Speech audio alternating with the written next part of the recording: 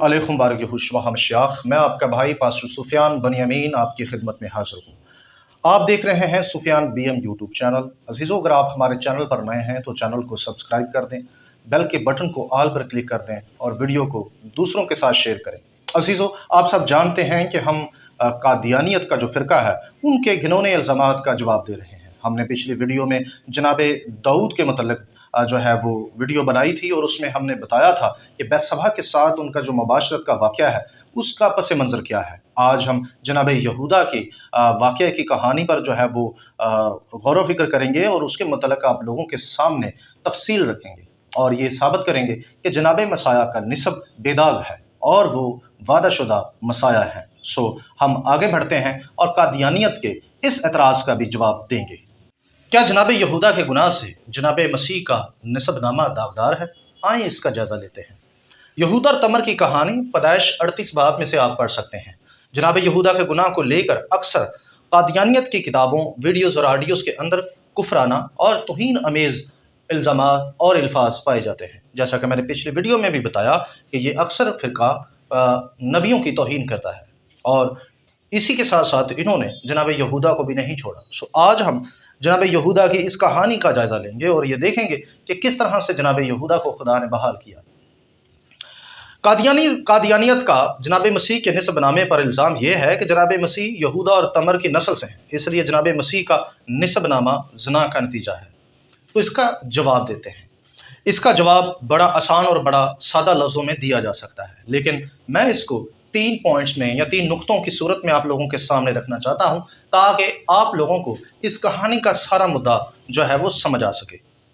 Number 1, वालिदैन के गुनाह की सज़ा।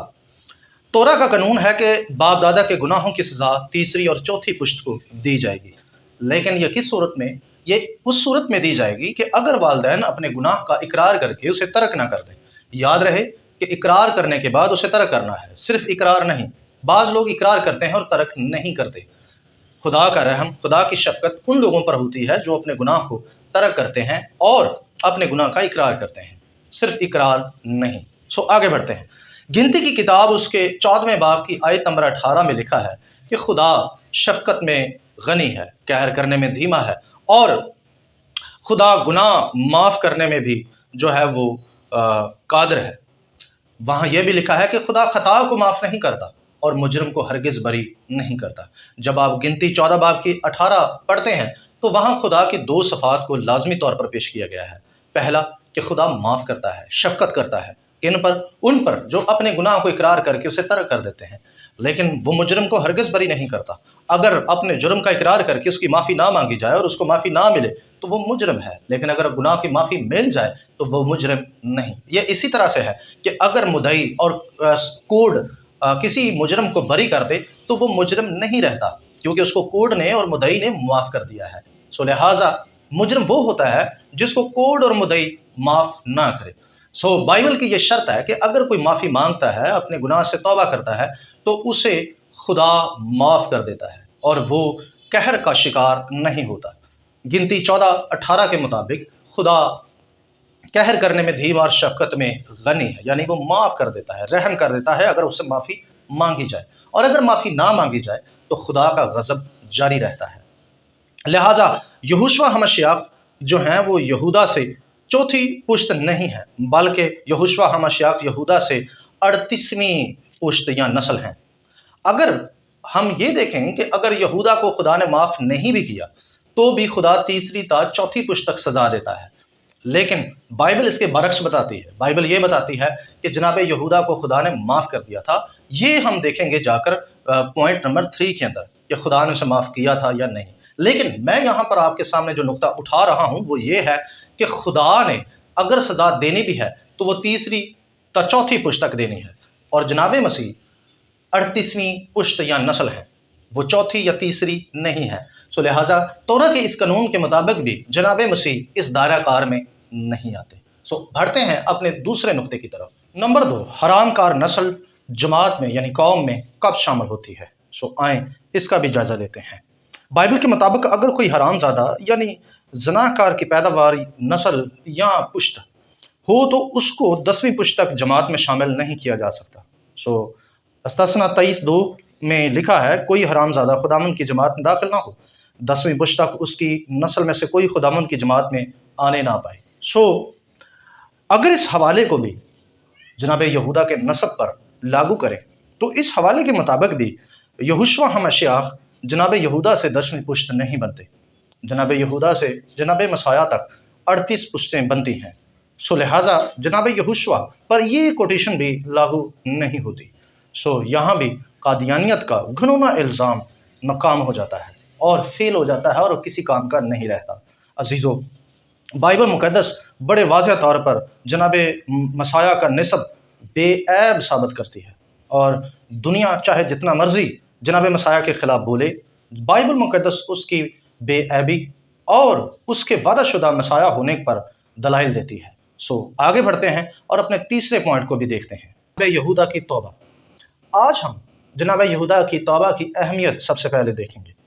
پیدائش 38 باب کی آیت نمبر جب ہم 26 دیکھتے ہیں تو یہاں لکھا ہے، تب یہودا نے اقرار کیا اور کہا کہ وہ مجھ سے زیادہ صادق ہے، کیونکہ میں نے اسے اپنے بیٹے سلہا سے نہیں بیاہا، اور وہ پھر کبھی اس کے پاس نہ گیا۔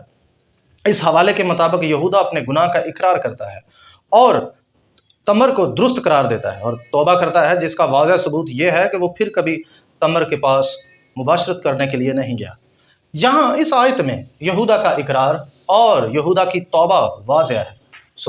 بائبل مقدس توبہ کے متعلق بڑے اہم انکشاف کرتی ہے اور بڑے اہم راز بتاتی ہے۔ اگر آپ دیگر دین کی کتابوں کو بھی دیکھ لیں، اسلام یا دیگر مذاہب کو بھی دیکھیں، تو اس میں توبہ کی جو اہمیت ہے وہ بہت بڑی ہے۔ لہٰذا خاص طور پر انبیاء اکرام کے لیے تو اسلام کا یہ نظریہ ہے کہ وہ کبھی بھی نبیوں پر گناہ کو تسلیم نہیں کرتے یا نبیوں کو گناہ گار نہیں کہتے اور نہ ہی مانتے ہیں۔ لہٰذا بائبل مقدس بھی توبہ کی اہمیت بڑی واضح کرتی ہے۔